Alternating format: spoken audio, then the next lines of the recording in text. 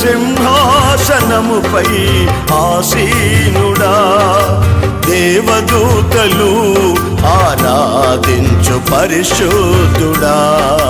యేసయ్యా నా నిలువెల్ల నిండియున్నావు, నా మనసారని సన్నిధిలో సాగిలపడి నమస్కారము చేసెదా, సాగిలపడి నమస్కారము చేసెదా.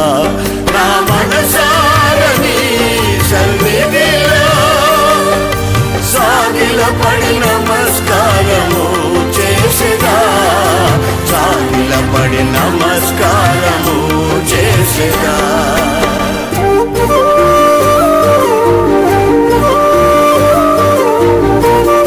మన ప్రభువును రక్షకుడైన యేసు క్రీస్తు అతి శ్రేష్టమైన నామాన్ని బట్టి దేవుని బిడ్డలైన మీ అందరికీ పేరు పేరున హృదయపూర్వక వందనాలు. కొద్దిసేపు మనం దేవుని మాటలు విందాం. ఈరోజు ఒక వాక్యాన్ని మీకు జ్ఞాపకం చేయాలని నేను ఆశపడుతూ ఉన్నాను. దినవృత్తాంతాల మొదటి గ్రంథం 13వ అధ్యాయము 12వ వాక్యాన్ని జాగ్రత్తగా చదువుదాం. ఆ దినమున దావీదు దేవుని విషయమై భయముంది, దావీదు దేవుని విషయమై భయమునొంది. దేవుని మందసమును నా యొద్దకు నేను ఎలాగో తీసుకుని పోతున్నా, దేవుని మందసాన్ని నా దగ్గరకు నేను ఎలా తీసుకుని వెళతాను అనుకొని మందసమును తన యొద్దకు దావీదుపురమునకు తీసుకుని పోక, దావీదుపురానికి మందసాన్ని తీసుకొని పోక దానిని గిత్తీయుడైన ఓబేదెదోము ఇంటిలోనికి కొనిపోయి. దేవుని మందసము ఓబేదెదోము ఇంటిలో అతని కుటుంబమునొద్ద 3 నెలలు ఉండగా యెహోవా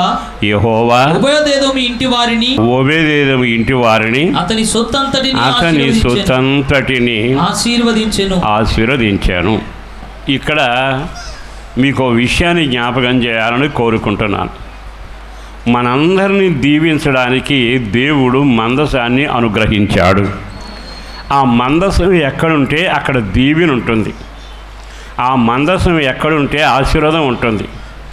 దేవుని మందసం ఎక్కడున్నా అది మన సొత్తంతటిని దీవెనకరంగా మారుస్తుంది. మందసం లేకుండా మనం బ్రతికితే బ్రతుకుతున్నామనే పేరుంటుంది, కానీ దాని ప్రభావం, శక్తి, జీవం, దీవెన మనకుండదు. అయితే దేవుని మందసం ఉండవలసిన ఇశ్రాయేలుల దేశంలో నుండి శత్రువుల దేశంలోకి పట్టబడి కొనిపోబడ్డప్పుడు దేశంలో ప్రజలు చాలా బాధలు అనుభవిస్తూ వచ్చారు. ఆ తర్వాత దాన్ని తోలుకొని పోవాలని ఆశపడ్డారు.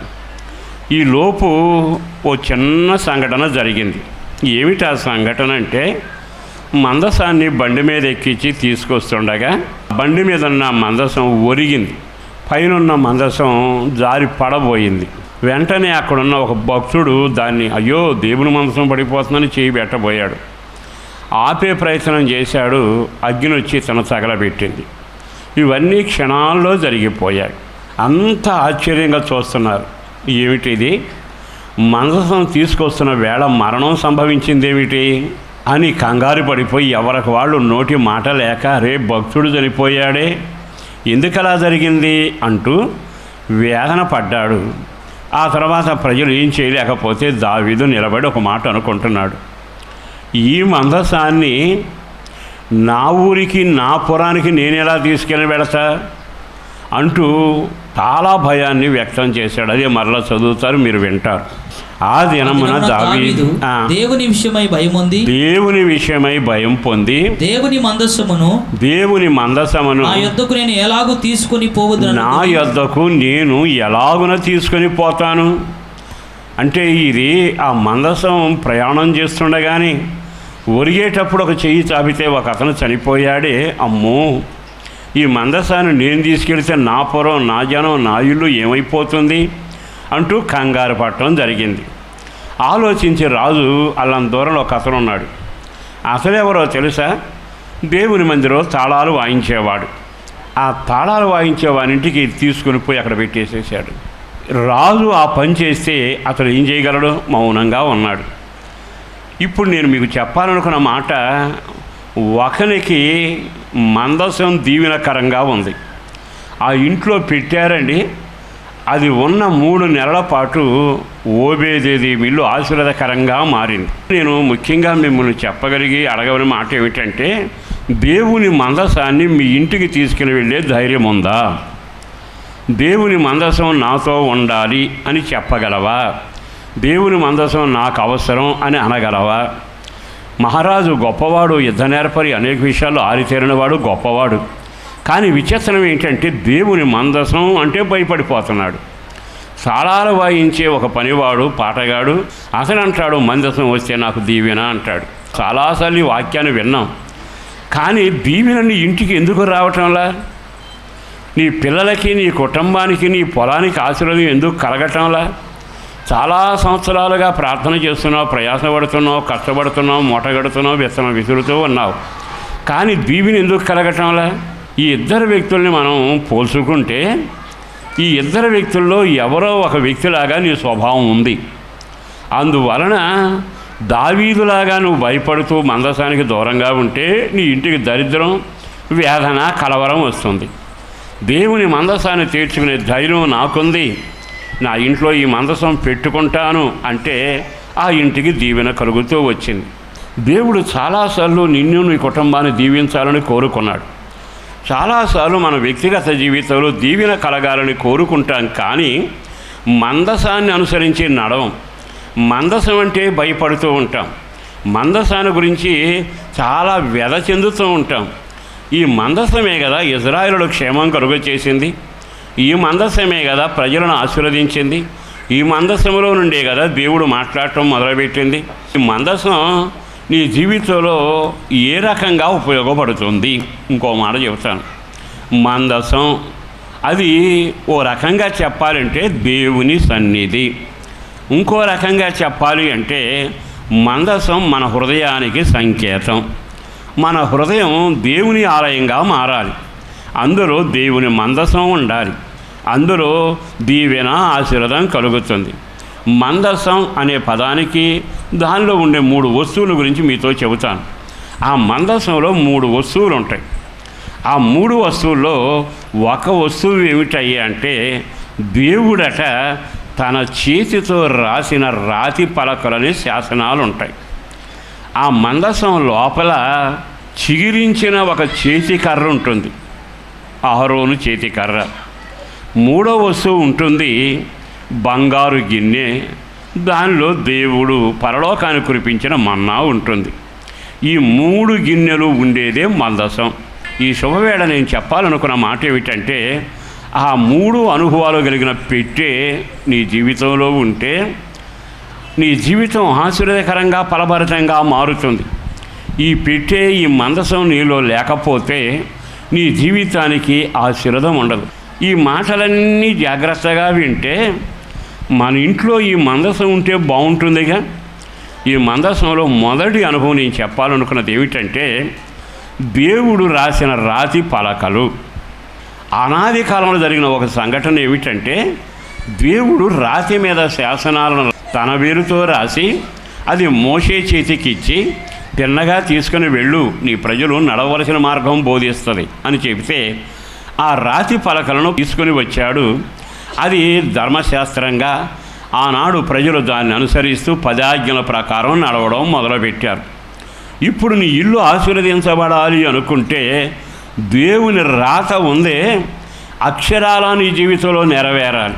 అంటే దేవుడు రాసిన రాత, దేవుడిచ్చిన చట్టం, దేవుడిచ్చిన ధర్మశాస్త్రం, దేవుడిచ్చిన 10 ఆజ్ఞలు నువ్వు తూచా తప్పకుండా నడవడం మొదలుపెట్టాలి. నీవు అలా నడవగలిగితే నీ జీవితం ఆశీర్వాదకరంగా ఉంటుంది. దేవుని మాటలు నీ జీవితంలో దీవెనకరంగా మారాయా? దేవుని వాక్యం దగ్గరికి వద్దాం. రాత అది దేవుడు రాసిన శాసనం. ఈ ధర్మశాస్త్రాన్ని నువ్వు కంఠోపాఠం చేస్తున్నావా? చదువుకుని విడిచిపెడుతున్నావా? దాని ప్రకారం నడుస్తున్నావా? బైబిల్లో యెహోషువ గ్రంథం 1వ అధ్యాయంలోనికి వెళదాం. మొదటి అధ్యాయంలో చక్కని మాట రాయబడింది. 8వ వాక్యాన్ని చదువుదాం. ఇప్పుడు యెహోషువతో మాట అంటున్నాడు, ఏమని? ఈ ధర్మశాస్త్రమును నీవు బోధింపక తప్పిపోకూడదు. మొదటిది బోధించకుండా తప్పిపోకూడదు. రెండవది దానిలో రాయబడిన వాటన్నిటి ప్రకారము చేయుటకు. వాటన్నిటిని బోధించు అన్నాడు, ఆపలేదుగా.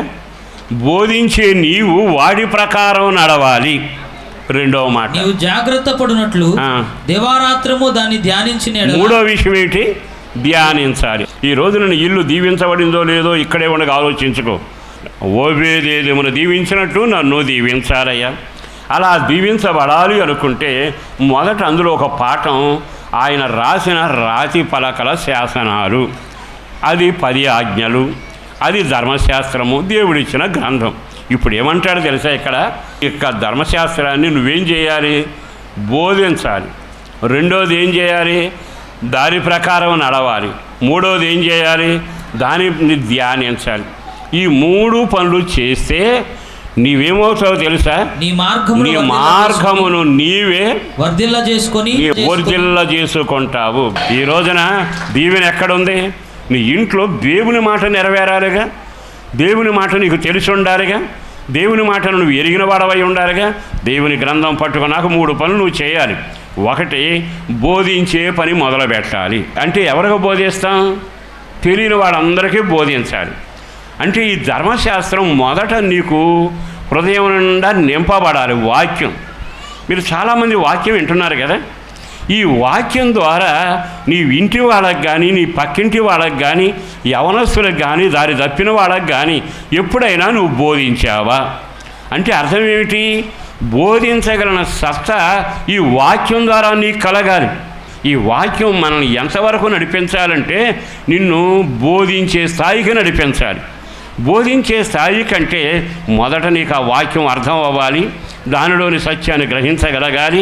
ఆ తర్వాత ఇదిగో ఇలా చేస్తే జరుగుతుంది నష్టం, ఇలా చేయకపోతే దేవుని కోపం వస్తుంది, మీరు ఆడి పాడి గంతులు వేస్తుంటే శపించబడతారు, దేవుని కోపం ఊరేగుతుంది, అట్టి వారితో సహవాసం చేయబాకండి, ఇట్టి వారితో మీరు తిరగకండి, అలాంటివి ముట్టకండి, ఇలాంటివి తినకండి, అన్ని విషయాలు ఇందులో రాయబడ్డాయిగా.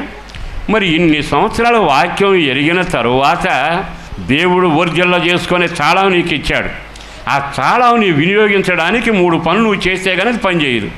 మొదటిది వాక్యం నువ్వు కంఠస్థం చేయగలగాలి, వాక్యాన్ని ధ్యానించగలగాలి. వాక్యాన్ని బాగా రంగరించాక దాన్ని నువ్వు ఇతరులకు బోధించడం మొదలుపెట్టాలి. ఆ తర్వాత నీకు దీవెన కలుగుతుంది. మీకు ఇంకో మాట చెబుతాను, దీవించబడడం అంటే నువ్వు బోధించడం ద్వారా నీ ఇల్లు ఆశీర్వదించబడుతుంది, బోధించడం ద్వారా నీ వ్యాపారం వర్ధిల్లుతూనే ఉంది. నువ్వు బోధించడం ద్వారా నువ్వు ఎవరో తెలుసా? దేవుని వాక్యాన్ని ఎరిగిన వాడవై, దానిలోని జీవాన్ని గ్రహించిన వాడవై, ప్రజలు కనబడినప్పుడల్లా నష్టంలో ఒక రోగంతో కన్నీళ్లతో ఉంటే వారికి యేసునామాను గురించిన బోధ నువ్వు చెయ్యాలి. ఈ రోజున దీవెన కలగాలి, దీవెన కలగాలి, దీవెన కలగాలని చాలా సంవత్సరాలు ప్రార్థన చేసావుగా. ఏ రోజైనా నీ కళ్ళ ముందు నాశనమైన కుటుంబాలతో బోధలతో నింపావా? దేవుని వాక్యం చెప్పావా? దేవుని వాక్యాన్ని వివరించావా? దేవుని గురించి సమాచారం చెప్పగలిగావా? ఈ రోజున దీవెన ఎట్లా వస్తుంది తెలుసా? నీ మార్గం నువ్వే వర్జలో చేసుకుంటావు. ఏం చేస్తే? నువ్వు బోధించడం మొదలు పెడితే. ఈ రోజున మీరందరూ ప్రసంగికులు అవ్వని కాదు నేను కోరుకునేది, మీ పక్కన వాళ్ళకైనా యేసుని గురించి చెప్పాలి, మీ పక్కన కష్టాల్లో ఉన్న వాళ్ళకైనా యేసుని గురించిన సమాచారం చెప్పగలగాలి. నా యేసును బట్టి బ్రతిమలాడుతూ దండం పెట్టి చెబుతున్నా, నా యేసు పేరట మీకు క్షేమం కలుగునగాక. ఈ రోజు నుంచి ఓ తీర్మానం చేయండి, దండం పెట్టి చెబుతున్నా, మందసమన్నలు దీవించబడినట్లుగా మీ ఇల్లు దీవించబడినగాక. మీరు చేయగలిగేది ఒక్కటే, మీ మార్గం వర్ధిల్ల చేసుకొని మీ కుటుంబాలు అంతకంతకు దీవెనకరంగా మారాలి అనుకుంటే మొదటి ఆయుధం ఒక్కటే. ఈ వాక్యం నేను వెలిగించింది, నడిపించింది, దిద్దింది, సరిచేసింది ఈ బోధ. ఏసే దేవుడు, ఏసు రక్తమే పాప పరిహారం, ఏసే పునరుద్ధానుడు, ఏసు మరలా తిరిగి రాబోతున్నాడు, ఏసు ఎవరైనా క్షమించగలిగిన వాడు. ఈ బోధ నీ ఇంటి పక్కల, చుట్టుపక్కల, పట్టణంలో నీ నోటి మాట వలన నింపబడునుగాక. ఎప్పుడైతే ఆ పని చేస్తావో నీ మార్గాన్ని నీవే వర్ధిల్ల చేసుకోవడం మొదలుపెట్టావు. మనమే మార్గం సరళం చేసుకోవాలి. బైబిల్లో ఏముంది? గుమ్మములారా తలలపైకి ఎత్తండి, మీ రాజు మీ ఇంట ప్రవేశించబోతున్నాడు. దేవుని దీవెనలు మీ ఇంట్లోకి వచ్చి మిమ్మల్ని ఆశీర్వదించాలి అనుకుంటే మనము దేవుని మందసంలో ఉన్న ధర్మశాస్త్రం ఉందే, ఆ ధర్మశాస్త్రాన్ని బోధించడం మొదలుపెట్టాలి. మరి ఒక్కసారైనా ఒక్కరికైనా సాక్ష్యం చెప్పావా? ఒక్కరైనా ప్రభు దగ్గరికి రాగలిగారా? ఒక్కరైనా దేవుని బిడ్డగా మారగలిగారా? నీకు దీవెన ఎందుకు కలగటంలా? నువ్వు నాకు కానుకిచ్చే, గుడి కట్టే, గంట కట్టే, లేక ఏదో చేయమనలేదుగా. నన్ను గురించిన బోధ వారికి చెప్పు, నన్ను గురించిన సాక్ష్యం వాళ్ళకి చెప్పు, నన్ను గురించిన సమాచారం వాళ్ళకి తెలియచేయి. వాడు నమ్మినా నమ్మకపోయినా నువ్వు దేవుని మాట చెప్పాలి. నీవు దీవించబడడానికి ఇదొక్కే మార్గం ఉందేగా. మరి ఈ వాక్యాన్ని ఎందుకు ధ్యానించావు? ఈ వాక్యాన్ని నువ్వు ఎందుకు వివరంగా చెప్పలేకపోతున్నావు?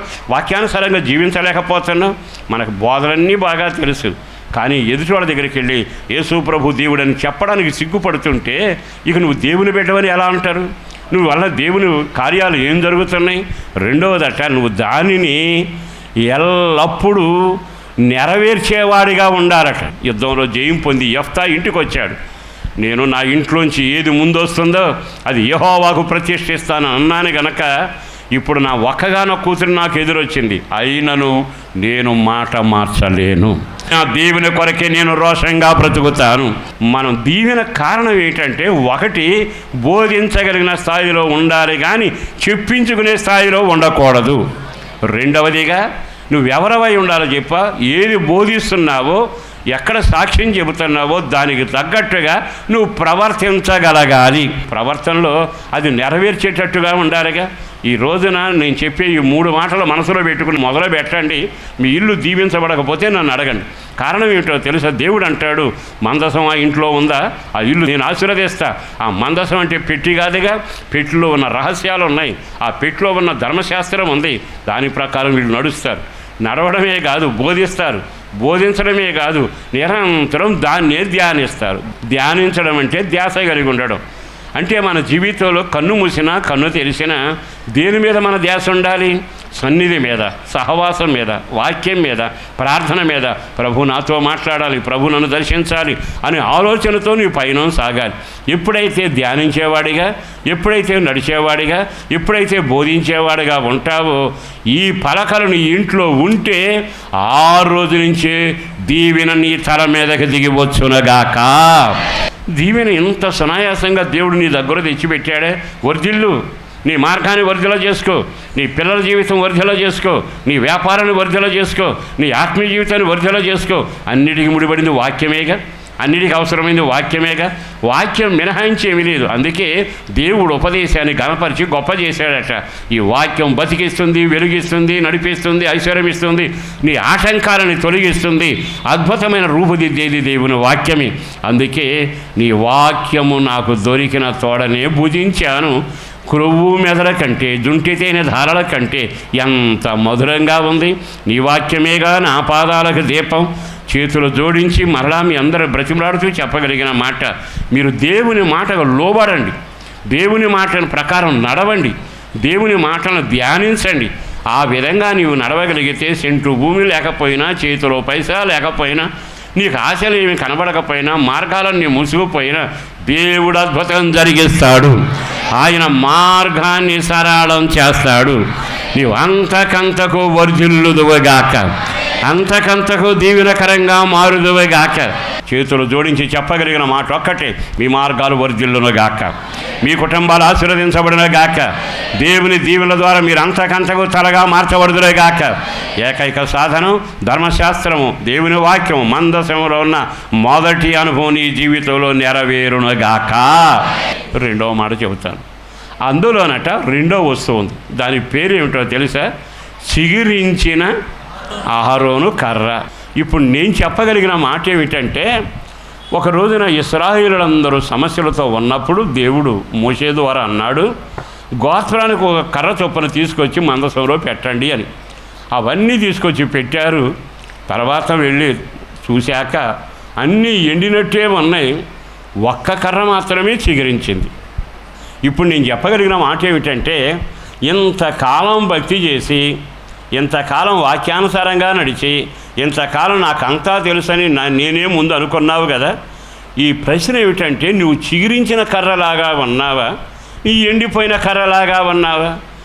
ఈ రోజున దండం పెట్టి మీకు చెప్పగలిగిన మాట, మీరందరూ భక్తులే, కానీ దేవుని సన్నిధిలోకి వెళ్ళేటప్పటికీ మీరు చిగురు కలిగిన వ్యక్తుల్లాగా ఉంటున్నారా? ఈ ఎండిపోయిన బతుకుల్లాగా మిగిలిపోతున్నారా? ఈ మాట కొంచెం జాగ్రత్తగా వింటే దేవుడు ఆశపడేది ఏమిటో తెలుసా? మీ విశ్వాసంలో చిగురు పట్టాలి, మీ ప్రార్థన విజయంలో చిగురు పట్టాలి, మీ సహవాసంలో దైవ కార్యాలు నెరవేర్చబడి ఒక చిగురు పట్టగలగాలి. అంటే నీలో జీవం కనబడాలి, నీలో సత్యం కనబడాలి, నీలో కృప కనబడాలి, నీలో దేవుని సారం కనపడాలి, నీలో దేవుని యొక్క సారూప్యం అంతా కనబడాలి. అన్ని కర్రలాగా ఉంటే విశేషమే ఉంది? ఈ కర్రలో చిగురు కనపడుతుందే, ఈ కర్ర జీవం కలిగినట్టుగా ఉందిగా, వీళ్ళు క్రీస్తుకు తగ్గట్టుగా నడుస్తున్నారుగా. దండం వేడి చెబుతున్న సంఘంలో కానీ, పెళ్లికి వెళ్ళినప్పుడు కానీ, సావు దగ్గరకు వెళ్ళినప్పుడు కానీ, బంధువుల దగ్గరికి వెళ్ళినప్పుడు కానీ ప్రజలు నిన్ను చూసినప్పుడు చిగురించిన కర్రలాగా కనబడుతున్నావా? జీవం లేని కర్రలాగా ఊరేగుతున్నావా? మీకు రోషం కలిగిన, బాధ కలిగిన సేవకుడిగా చెప్పగలిగిన మాట, దేవుని జీవం, దేవుని ప్రేమ, దేవుని కనికరం, దేవుని స్వారూప్యం, దేవుని స్వభావం మీలో ప్రతివానికి కనబడునుగాక. మరి జీవం కలిగిన కర్రగా కోటాల్లో కనపడుతున్నావా? జీవం కలిగిన కర్రగా శ్రమల మధ్యలో కనబడుతున్నావా? సహవాసంలో జీవం కలిగిన కర్రగా కనబడాలిగా. నీవు దానికి తగ్గట్టుగా ప్రవర్తించగలగాలిగా. వాళ్ళందరి మధ్యలో ఒక ప్రత్యేకమైన సాక్ష్యం నీ జీవితంలో ఉండాలి, ఒక ప్రత్యేకమైన ఏర్పాటు కలిగిన అనుభవం నీలో కనబడాలి. ఈరోజు ఈ మాటలు వింటున్న తర్వాత సంఘంలో ఎన్ని సంవత్సరాల నుంచి ఉంటున్నావు? నీ పక్కన వాళ్ళకి నీకు తేడా కనపడుతుందా? వాళ్ళు వ్యవహరించినట్టే నువ్వు వ్యవహరిస్తున్నావు, వారు మాట్లాడినట్టే నువ్వు మాట్లాడుతున్నావు, వాళ్ళు అరిచినట్టే నువ్వు అరుస్తున్నావు, వీళ్ళు కేకలేసినట్టే నువ్వు కేకలేస్తున్నావు, వాళ్ళలాగానే ఉంటున్నావు.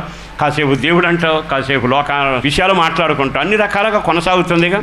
ఒక క్షణం ఆగి ఆలకిస్తే ఒక జీవం కలిగిన కర్రగా మారాలి అంటే నిన్ను నడిపించేవాడి చేతిలో ఉండాలి. నువ్వెవరవై ఉండాలో తెలుసా? నీకు నీవే కోరుకునేట్టుగా కాదు, దేవుడు మనకిచ్చిందని పొందాలి తప్ప నాకు అది కావాలి ఇది కావాలని మనస్తత్వం మనకు ఉండకూడదు. కారణం ఏంటంటే దేవుడు ఇవ్వగలిగిన వాడు. దేవుడు ఏమి నిర్ణయిస్తాడో అవన్నీ మనకు దయచేస్తాడు. నువ్వు అడగాల్సిందల్లా ఒక్కటే, నీ ఇష్టమైంది నాకు దయచేయి. నేను మౌనంగా ఉండాలి, ఏ రకమైన వ్యర్థమైన ఆలోచన నాకు అక్కరలేదు, నిన్ను చూస్తూ ఉండాలి, నీ నామస్మరణ చేస్తూ ఉండాలి, ప్రార్థన చేస్తూ పవిత్రంగా ఉండాలి. ప్రార్థనలు చేస్తూనే ఉంటాం, వ్యవహారాలు నడుస్తూనే ఉంటాయి, దేవుని బిడ్డను చెప్పుకుంటాం, లోకానుసరమైన మాటలతోనే ఊరేగుతుంటాం. నువ్వు ఎవరివైనా కానీ, సేవకుడివైనా, పరిచారకుడివైనా, విశ్వాసమైనా, ఒక కాపలాధారుడు ఎవరైనా కానీ దేవుని సన్నిధిలో నీ కర్రలో జీవం ఉండాలిగా, నీ కర్ర ప్రత్యేకంగా కనబడాలిగా, నీ ప్రవర్తన వేరుగా ఉండాలిగా, నీ మాట తీరు వైఖరి బాగుండాలిగా. దేవుడు చూసినప్పుడు వీళ్ళు దేవునితో ఉన్నవాళ్ళు అని చెప్పాలిగా. ప్రజలు చూసినప్పుడు వీళ్ళలో పరిశుద్ధత కనబడుతుంది అనాలిగా. వీరి మాటల్లో జీవం కనపడుతుంది, పరిహాసం వీళ్ళ నోట్లో లేదు అని వాళ్ళు చెప్పగలగాలిగా. ఈ రోజున ఓబేదేదు కుటుంబం దీవించబడింది, ఓబేదేదు కుటుంబం ఆశీర్వదించబడింది. ఆశీర్వదించబడటానికి కారణం దేవుని మందసం వచ్చింది. అందులో 3 అనుభవాల్లో రెండవదిగా అందులో ఒక కర్ర మిగిలిన కర్రలకి తనకి ప్రత్యేకత కనబడుతుంది. దేవుని చిత్తానుసారమైన జీవం కలిగిన ప్రవర్తన కలిగిన వారు ప్రత్యేకంగా ఉందురుగాక, ప్రతిష్ట కలిగిన వారు ప్రత్యేకంగా ఉందురుగాక.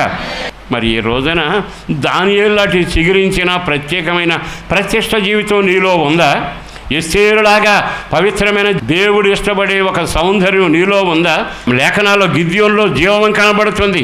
దావీదును నేను చూస్తున్నాను, అతనిలో జీవం, శత్రువుని హతమార్చగలిగిన ఆయుధాలు ఉన్నాయి. మరి నిన్ను ఇంతకాలం సంఘంలో చూశాడు, ఊళ్ళో వాడు చూశారు, ఇంట్లో వాడు చూశారు. నిన్ను చూసినప్పుడల్లా ఈ కర్ర జీవం కలిగినట్లుందిగా. ఈ సంఘంలో నీవెవరవై ఉండాలో తెలుసా? ఆశీర్వదించబడిన కుటుంబ సభ్యుడు అయి ఉండాలి. ఆశీర్వదించబడిన కుటుంబంలో ఉన్న అనుభవం ఏంటో తెలుసా? నేను జీవం కలిగిన కర్రను. మరి ఈ రోజు ఈ మాటలు విన్నాకైనా దీవెన కలగట్లేదు నా ఇంటికి అనుకుంటున్నావు, కానీ నీలో దేవుని పోలిక లేదా? నీలో ప్రతిష్ట లేదా? నీలో పవిత్రత లేదా?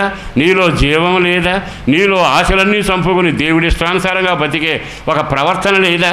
ఎలా వస్తుంది నీ ఇంటికి ఆశీర్వాదం? ఈ రోజైనా ఈ మాటలు విన్నాకైనా నా యేసుని బట్టి నేను చెప్పగలిగిన మాట, చెప్పవలసిన మాట ఒక్కటే, నీలో ప్రతిష్ట కొట్టొచ్చినట్టు కనబడును గాక. నా ప్రవర్తన, నా మాట పుష్పించిన, చిగురించిన, జీవం కలిగిన సాక్షిగా నేను బ్రతకాలి. దేవుని వాక్యమే నాకు శిరోధార్యం. ఆ విధంగా బ్రతకాలయ్యా అని నీవు తీర్మానం చేసుకుని అడుగులు వేయడం మొదలు పెట్టండి. నీకు ఆకాశం తెరవబడును గాక, కృప కలుగును గాక. ఇంతకాలం జరిగిన అపజయాలన్నింటిలో జయం చూడబోతున్నావు. నీకు అనేక రకాల సమస్యలు ఇంకా కొనసాగుతున్నాయా? సాతాను గోపురం కూలబోతున్న సమయం ఇదే. నిన్ను వెండి అడగల, బంగారం అడగల. ఈ వాక్య ప్రకారం జీవించు, ఈ వాక్యాన్ని ధ్యానించు, ఈ వాక్యాన్ని నువ్వు బోధించు. నీకు మార్గం వరిదిల్లుతుంది. నిశ్చయముగా కర్రలాగా బతకబాకు. ఇతరుల కంటే నీకు శ్రేష్టత వేరుగా, ప్రతిష్ట వేరుగా, జీవం వేరుగా, సాక్ష్యం వేరుగా ఉండినట్లుగా జీవం కలిగిన కర్రలాగా బ్రతుకు. మూడవ మాట ఏమిటో తెలుసా? గిన్నెలోనట పరలోకపు ఆహారం ఉంది. ఇక్కడ గిన్నె ఉంది. ఈ గిన్నెలో పరలోక ఆహారం ఉందా? ఇది పరలోక దేవుని దూతలు తినే ఆహారం. అందుకే యేసుదేవుడు అన్నాడు, మనుషుడు రొట్టె వలన కాక దేవుని నోటి మాట వలన జీవిస్తాడు. దేవుని దూతలు తినే ఆహారం నీ గుండెని ఆ గిన్నెలో నింపబడునగాక. పరలోకానికి మన కొరకు కుమ్మరించబడుతున్న వాక్యాహారము. రెండవది ఆయన అన్నాడు, నేనే జీవాహారాన్ని, ఈ నా శరీరమును తిని నా రక్తమును త్రాగినవాడు జీవం కలిగినవాడు. ఈ గిన్నెలో ఆయన శరీరము, రక్త సమానమైన ఆహారం ఉండాలి. మరో మాట చెప్పనా? ఈ గిన్నెలో ఆయన ఏమంటున్నాడో తెలుసా? నా కృపావరాలని నీకు ఇస్తాను. ఈ గిన్నె ఖాళీ గిన్నె కాదు. ఈ గిన్నె లోకానుసారమైన వరాలతోనూ, మాటలతోనూ, మాటగారితనములతో నింపబడరా. నిత్యానందంతోనూ, వరాల చేతను, కృపా వరాల చేతను, తలాంతుల చేత, అభిషేకం చేత, ప్రార్థన చేత, భాషల చేత నింపబడింది అని వాడు చెప్పగలిగినట్లు, ప్రజలు చూడగలిగినట్లుగా నీ జీవితం ఉండగలిగితే ఈ మందసం నీతో వస్తుంది. నీకు దీవెన కలుగునగాక. ఇక మందసం కొరకు సిద్ధపడదామా? మందసం నా ఇంటిలో ఉండాలని ఆరాటపడదామా? ఈ మందసంలో ఉన్న 3 అనుభవాలు నాకు అవసరం. ఇక మీదట నా గిన్నె నింపబడాలి. నేను చిగురించిన కర్రలాగా ఉండాలి. వాక్యమే నన్ను బతికించాలి అంటూ మోకరిద్దామా? మోకరించండి. పరిశుద్ధుడును ప్రేమబడిన ప్రభు, వందనాలయ్యా. అపారమైన నీ ప్రేమ కొరకు ధన్యవాదాలయ్యా. ఇంతకాలం మా గిన్నెలు అశుద్ధంతోనూ, అపవిత్రతతోనూ, లోకానుసారమైన జీవితంతో నింపబడింది. అయ్యా, మార్పులు కలుగచేయవా? యోగ్యమైన ప్రవర్తన మాకు దయచేయవా? పరలోక జ్ఞానం చేత మేము నింపబడాలి, అభిషేకించబడాలయ్యా. ఈ మాటలు ప్రజలు విన్నారు, చేతులెత్తి ప్రార్థన చేసుకుంటున్నారు. కృప కలుగునగాక. పేరు పేరున బిడ్డలను దీవించండి, ఆశీర్వదించండి. శారీరకంగా, ఆధ్యాత్మికంగా వీళ్ళ జీవితాల్లో గొప్ప కార్యాలు మేము చూడగలగాలి, మీరు చూడగలగాలి. కుటుంబాలు అద్భుతాలు జరగాలి. వీరి నోటి మాట మేరకు జరగకూడదనుకున్న కార్యాలు కూడా జరిగి తీరాలయ్యా. ఈ రాకడ కొరకు ఆయత్తపరచండి. మహిమ మీకు ఆరోపిస్తున్నాం, ప్రభావం మీద ఉండునగాక. మా ప్రార్థన కోరుకునే వారి కార్యం జరిగించి మీరు మహిమ పొందాలని యేసు శక్తి కలిగిన నామాన్న ప్రార్థించి విన్నవించి వేడుతూ ఉన్నాము తండ్రి. ఆమేన్. మీ ప్రార్థనావసతుల కొరకు మమ్మలను సంప్రదించవలసిన మా చిరునామా పాస్టర్ దేవదాస్ గారు, వస్తున్నామండి, న్యూస్వీడ్ రోడ్డు, హనుమాన్ జంక్షన్, కృష్ణా జిల్లా, ఆంధ్రప్రదేశ్. మా ఫోన్ నెంబర్లు 08656242751, మరి ఒక నెంబర్ 9440772772.